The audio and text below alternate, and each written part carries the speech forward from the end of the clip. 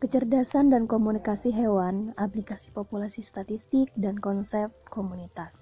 Dosen pengampu Nur Fitriana Sam MPD. Materi 1. Kecerdasan dan komunikasi hewan merupakan perilaku hewan yang muncul akibat respon terhadap stimulus yang datang, menggambarkan bahwa hewan-hewan memiliki kemampuan berpikir walaupun sangat terbatas. Kemampuan ini disebut kecerdasan hewan. Berikut adalah hewan tercerdas di dunia, yaitu pertama simpanse. Simpanse merupakan binatang atau hewan yang menggunakan strategi dan bekerja sama dalam berburu makanan yang diinginkan. Kedua, perilaku belajar hewan. Ini berarti bertindak, bereaksi, atau berfungsi dalam suatu cara tertentu sebagai respon terhadap beberapa stimulus atau rangsangan. Atau dengan kata lain, perilaku merupakan tanggapan ataupun merespon terhadap berbagai stimulus, baik yang berasal dari lingkungan luar maupun dari dalam tubuh sendiri, berkaitan dengan apa yang dilakukan makhluk hidup dan bagaimana hidup tersebut melakukannya. Perilaku juga merupakan aktivitas suatu organisme akibat adanya suatu stimulus. Perilaku organisme ini meliputi perilaku hewan, tumbuhan, ataupun mikroorganisme. Rahmawati 2014. A. Bentuk-bentuk perilaku hewan. Bentuk-bentuk dari perilaku hewan dapat terbagi menjadi dua, yaitu perilaku hewan yang berasal dari bawaan yang umumnya diwariskan, dan perilaku yang terajar atau terlatih. Dwi dan Sugiharti 2011. Yang pertama, perilaku bawaan atau innate behavior. Ini merupakan perilaku bawaan yang bersifat tetap diprogram secara genetik. Kisaran perbedaan lingkungan pada individu kelihatannya tidak mengubah perilaku tanpa pengalaman spesifik sebelumnya. Rahmawati 2014. Untuk melakukan perilaku bawaan, kadang-kadang diperlukan suatu isyarat tertentu. Isyarat tersebut disebut relais atau pelepas. Relais atau pelepas ini dapat berupa warna, yaitu berupa zat kimia. 3. Yaitu komunikasi hewan. Komunikasi hewan adalah cara yang digunakan oleh hewan untuk memberikan informasi kepada sesamanya, merespon sesuatu yang datang kepadanya, atau bahkan menarik perhatian lawan jenis. Komunikasi tidak hanya terjadi pada manusia, melainkan juga terjadi pada hewan. Hanya saja komunikasi hewan sangat sederhana, ditandai dengan tindakan-tindakan yang bersifat refleks. Hewan berkomunikasi dengan mengandalkan insting serta bahasa isyarat seperti menggonggong, menggeram, menyerang, dan lain-lain. Komunikasi hewan cenderung dilandasi penggunaan tanda alamiah. Semakin tinggi intelijensi pada hewan, semakin rendah nalurinya. Keempat, jenis-jenis komunikasi hewan. Hewan tidak memiliki kemampuan menggunakan bahasa sebagai media berkomunikasi sebagaimana manusia. Namun, hewan mempunyai cara lain untuk menyampaikan pesan ke sesama hewan lain. Spesies hewan yang berbeda menggunakan jenis komunikasi yang berbeda pula. Ada dua jenis utama komunikasi pada hewan, yaitu komunikasi verbal dan non-verbal. Yang pertama, komunikasi verbal merupakan komunikasi dalam bentuk lisan maupun tulisan. Berikut adalah komunikasi hewan verbal, yaitu pertama suara. Yang kedua, komunikasi non-verbal merupakan komunikasi yang umumnya menggunakan bahasa tubuh seperti gerakan tangan, raut wajah, gelengan kepala, tanda, tindakan, dan sebagainya. Berikut adalah beberapa bentuk komunikasi nonverbal hewan. A. Ekspresi wajah. B. Gerakan dan bahasa tubuh. C. Bau dan sinyal. D. Sentuhan. 3. Feromon. Digunakan oleh beragam hewan, diantaranya semut, kupu-kupu, dan rayap. Feromon berasal dari kata fer, membawa, dan hormon, dan artinya pembawa hormon. Feromon adalah isyarat yang digunakan di antara hewan satu spesies yang diproduksi dalam kelenjar khusus untuk disebarkan. Materi kedua, aplikasi populasi statistik. Yang pertama, populasi dalam statistik merujuk pada sekumpulan individu dengan karakteristik khas yang menjadi perhatian dalam suatu penelitian. Populasi dalam statistik tidak terbatas pada sekelompok orang saja, tetapi juga binatang atau apa saja yang menjadi perhatian kita. Sedangkan sampel merupakan bagian dari populasi yang dipilih dengan menggunakan aturan-aturan tertentu yang digunakan untuk mengumpulkan informasi atau data yang menggambarkan sifat atau ciri yang dimiliki populasi. Margono 2011 Nomor 119 mengemukakan bahwa suatu populasi bagi suatu penelitian harus dibedakan ke dalam sifat berikut ini. Yang pertama, populasi yang bersifat homogen, yaitu populasi yang unsur-unsurnya memiliki sifat yang sama. Yang kedua, populasi yang bersifat heterogen, yaitu populasi yang unsur-unsurnya memiliki sifat atau keadaan yang bervariasi, sehingga perlu ditetapkan batas-batasnya. Metode penarikan atau pengambilan data dengan jelas mewakili atau melibatkan seluruh anggota populasi disebut sensus. Seorang peneliti meskipun mengetahui bahwa metode sensus ini akan banyak memerlukan pikiran, memakan waktu yang relatif lama dan biayanya mahal, namun tetap melakukan sensus. Yang kedua, konsep kelimpahan. Kelimpahan merupakan banyaknya individu untuk setiap jenis. Kelimpahan juga diartikan sebagai jumlah individu per satuan luas per satuan volume. Kelimpahan adalah proporsi yang dipresentasikan oleh masing-masing spesies dari seluruh individu dalam suatu komunitas. Perhitungan indeks kelimpahan relatif atau IKR dengan persamaan yang diadopsi dari Krebs tahun 1989, yaitu IKR sama dengan jumlah individu suatu spesies atau NI dikali 100 dibagi dengan jumlah total individu yang ditemukan atau N. Ketiga, intensitas dan prevalensi hewan. Yang pertama, intensitas merupakan suatu kerapatan makhluk hidup dalam suatu tempat tertentu. Dalam suatu kerapatan, jumlah makhluk hidup tersebut terdapat beberapa spesies pendatang baru yang ikut serta dalam kelompok tersebut. Adapun rumus dari intensitas, intensitas sama dengan parasit yang ditemukan dibagi dengan ikan yang terinfeksi. Adapun contoh dari tabel di atas yaitu intensitas atau ekor dan kategorinya. Nah, yang kedua adalah prevalensi, menunjukkan jumlah dan ukuran area-area yang ditempati spesies dalam konteks daerah yang lebih luas. Masalah sebaran. Suatu spesies hewan yang prevalensinya tinggi dapat lebih sering dijumpai. Spesies yang prevalensinya rendah yang daerah penyebarannya terbatas hanya ditemui di tempat tertentu, sedangkan fekunditas merupakan tingkat kinerja potensi populasi itu untuk menghasilkan individu baru, dan dispers adalah sebaran individu intrapopulasi. Dapat kita lihat pada gambar, prevalensi sama dengan jumlah ikan yang terinfeksi parasit dibagi dengan jumlah sampel ikan yang diamati dan dikali 100%. Intensitas sama dengan jumlah total parasit yang menginfeksi dibagi dengan jumlah sampel ikan yang terinfeksi. Yang keempat adalah dispers. Ini merupakan penyebaran dari beberapa populasi. Setiap populasi apabila telah mencapai tingkat kepadatan kerapatan tertentu dan dengan keterbatasan daya dukung lingkungan akan cenderung mengalami penyebaran. Di tempat baru, populasi akan menempati, beradaptasi, dan membentuk keseimbangan yang baru kembali. Beberapa tipe penyebaran adalah seragam, acak, dan acak berkelompok. Pola dispersi untuk populasi dapat ditentukan secara statistik dengan variansi dari jumlah pencuplikan. Secara statistik, hubungan antara rataan X dan variansinya atau S2 yang menentukan pola dispersi suatu hewan dapat ditentukan sebagai berikut. Bila S2 sama dengan X berarti hewan menyebar secara acak. Bila S2 lebih besar dari X berarti hewan pola dispersi hewan berkelompok atau agregat. Bila S2 lebih kecil dari X berarti hewan pola dispersi seragam atau uniform. Adalah fekuditas dan kelulusan hidup. Fekuditas merupakan salah satu faktor yang berpengaruh terhadap tingkat produktivitas ikan. Fekunditas adalah jumlah telur matang yang dikeluarkan oleh induk betina atau jumlah telur yang dikeluarkan pada waktu pemijahan, sehingga diperoleh rumus sebagai berikut. Jumlah telur sama dengan bobot gonad dibagi dengan bobot sebutir telur. Fekuditas sama dengan jumlah telur dibagi bobot induk persalinan. Yang kedua, kelulusan hidup. Kelulusan hidup hewan adalah perbandingan antara jumlah individu yang hidup pada akhir percobaan dengan jumlah individu yang hidup pada awal percobaan.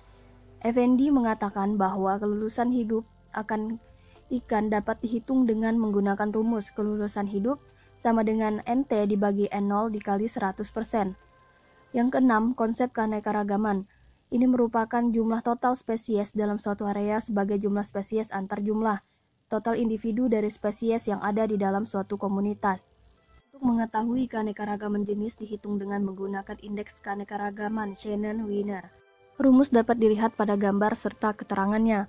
Ketujuh, konsep keseragaman. Diversitas maksimum atau HAMAX terjadi bila kelimpahan semua spesies di semua stadion merata, atau apabila H max sama dengan log 2 rasio keanekaragaman yang terukur dengan keanekaragaman maksimum dapat dijadikan ukuran keseragaman. Keterangan dapat dilihat pada gambar. Yang kedelapan, dominansi. Untuk mengetahui adanya tidaknya digunakan indeks dominansi Pons. Materi ketiga yaitu konsep komunitas. Yang pertama, pengertian komunitas adalah sekumpulan berbagai populasi yang hidup di suatu waktu dan daerah tertentu, yang saling berinteraksi dan mempengaruhi satu sama lain. Dalam derajat keterpaduan komunitas lebih kompleks jika dibandingkan dengan individu dan populasi. Semua organisasi merupakan bagian dari komunitas dan dari komponennya saling terhubung dengan keragaman interaksinya. Contohnya, yang termasuk komunitas adalah populasi ganggang, populasi ikan, dan populasi hewan di sekitarnya, yang membentuk suatu komunitas terumbu karang. Yang kedua adalah ciri-ciri komunitas. Kita dapat mendefinisikan komunitas secara sederhana sebagai suatu kumpulan populasi yang saling berinteraksi. Komunitas dapat dikarakteristik menurut beberapa cara. Sebagai contoh dideskripsikan menurut spesies yang menonjol atau lingkungan fisiknya. Komunitas gurun, komunitas klam, komunitas hutan meranggas. Karakteristik level komunitas mencakup A. Diversitas, B. Kelimpahan relatif, C. Stabilitas. Macam-macam komunitas di alam terdapat bermacam-macam komunitas yang secara garis besar dapat dibagi dalam dua bagian, yaitu komunitas akuatik, komunitas terestrial. Berikut struktur dan karakter komunitas. A. Kualitatif, B. Kuantitatif, C. Sintesis. Ketiga, dominansi dan predominansi. Perkembangan konsep dominasi meliputi jangka waktu lebih dari 170 tahun, telah mengalami kemajuan dari suatu ide dasar berbasiskan pada hewan sederhana, dengan teori rumit serta pergeseran berdasarkan binatang yang paling kompleks.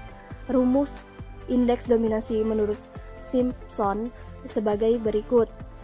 Dapat dilihat pada gambar. Keempat, struktur dan keragaman komunitas. Merupakan suatu konsep yang mempelajari susunan atau komposisi spesies dan kelimpahannya dalam suatu komunitas. Berikut adalah struktur komunitas dan karakter komunitas. Yang pertama kualitatif, kedua kuantitatif, ketiga sintesis. Konsep keragaman merupakan suatu keragaman di antara anggota-anggota yang ada di dalam kelompok. Keanekaragaman dalam konsep ekologi tertuju pada keanekaragaman jenis. Keanekaragaman jenis merupakan suatu karakteristik atau ciri tingkatan komunitas berdasarkan organisasi biologisnya dan dapat digunakan untuk menyatakan struktur komunitas. Keenam, konsep keanekaragaman hayati. Pengertian keanekaragaman hayati adalah variabilitas di antara makhluk hidup dari semua sumber termasuk interaksi ekosistem terestrial, pesisir dan lautan dan ekosistem akuatik lain serta kompleks ekologik tempat hidup makhluk hidup menjadi bagiannya. Hal ini meliputi keanekaragaman jenis antara jenis dan ekosistem. B. Tingkatan keanekaragaman hayati. Yang pertama adalah gen. Merupakan variasi genetik dalam suatu spesies baik di antara populasi yang terpisah secara geografik maupun di antara individu-individu dalam suatu populasi. Yang kedua, keanekaragaman jenis. Merupakan variasi yang terdapat pada berbagai jenis atau spesies makhluk hidup dalam genus yang sama. Pada berbagai spesies tersebut terdapat perbedaan-perbedaan sifat. Contohnya adalah tumbuhan ketela, rambat, dan tumbuhan kerangkungan. Ketiga, keanekaragaman ekosistem merupakan komunitas biologi yang berbeda serta asosiasinya dengan lingkungan fisik. Masing-masing keanekaragaman ekosistem merupakan keanekaragaman suatu komunitas yang terdiri dari hewan, tumbuhan, dan mikroorganisme di suatu habitat. 7. Konsep komunitas aplikasinya dalam materi hewan. Konsep komunitas, kita dapat mendefinisikan komunitas secara sederhana sebagai suatu kumpulan populasi yang saling berinteraksi. Komunitas dapat dikarakterisasi menurut beberapa cara. Sebagai contoh, dideskripsikan menurut spesies yang menonjol atau lingkungan fisiknya, seperti komunitas gurun, komunitas kolam, komunitas hutan meranggas. Karakteristik level komunitas mencakup diversitas, kelimpahan relatif, stabilitas. A. Hubungan netral. Di dalam ekosistem tidak mungkin ada hubungan netral 100% di antara individu maupun antar spesies. B. Hubungan simbiosis. Seringkali diterapkan pada seluruh hubungan yang sebenarnya lebih sesuai dengan istilah asosiasi. Yang pertama, mutualisme, yang kedua, komensialisme, ketiga, parasitisme, keempat, amensialisme, dan yang kelima, predasi. C. Kompetisi, merupakan suatu persaingan atau peristiwa rivalitas antar organisme baik dalam satu spesies atau dengan spesies lainnya untuk mendapatkan sumber daya tertentu, misalnya makanan, pasangan kawin, air, tempat, dan sebagainya. 1. Kompetisi interspesies merupakan kompetisi ini tidak hanya terjadi untuk mendapatkan sumber daya alam seperti makanan, air, dan tempat, tetapi juga untuk kepentingan reproduksi antara lain untuk mendapatkan pasangan kawin. Kedua, kompetisi interspesies. 2 atau lebih populasi dapat saling berkompetisi jika mereka menggunakan sumber daya yang sama. Sebagai contohnya ialah kompetisi antara kerbau liar dan banteng di Taman Nasional Baluran, Jawa Timur. Kedua spesies tersebut memanfaatkan sumber daya makanan yang sama, demikian pula sumber air minum. Aplikasinya di dalam penelitian hewan. A. Metode dalam penelitian ekologi hewan. Ini sangatlah luas sehingga dalam ini hanya akan disajikan beberapa konsep dasar yang penting saja, yaitu teknik sampling sebelum membicarakan tentang beberapa metode dalam ekologi hewan. Sebaiknya dikenal dulu beberapa istilah dasar sebagai berikut. Yang pertama, hukum Law. Kedua, prinsip atau prinsipal. Ketiga, teori. Keempat, hipotesis. Yang kelima, model. Yang keenam, eksperimen. Yang ketujuh, fakta. B. Tipe sampling. Biasanya tipe ini dibedakan menjadi 3, yaitu sampling acak, sistematis, dan bertingkat, walaupun kadang-kadang ditambahkan dengan tipe keempat, yaitu sampling purposif. Yang pertama adalah acak atau random. Ini dibagikan menjadi 3, sampling titik acak, yang kedua sampling garis acak, dan ketiga sampling area acak. Yang kedua adalah sistematis. Sampel dipilih dalam suatu cara yang sistematis atau reguler, misalnya titik sampel diambil setiap 2 meter sepanjang garis transek. Dapat juga bila dikaitkan dengan waktu atau skala temporal, sampel diambil setiap setengah jam, setiap 24 jam, dan sebagainya. Sampling sistematis dibedakan menjadi 2, yaitu sampling titik sistematis dan sampling area sistematis. Yang ketiga adalah bertingkat. Teknik sampling ini digunakan jika populasi utama atau kerangka sampling tersusun atas bagian-bagian yang lebih kecil ukurannya. Masing-masing bagian ini akan diambil sebagai sampel secara proporsional menurut ukuran dan terbagi menjadi 2, sampling acak bertingkat dan sampling sistematis bertingkat. Yang keempat adalah bertujuan atau purposif.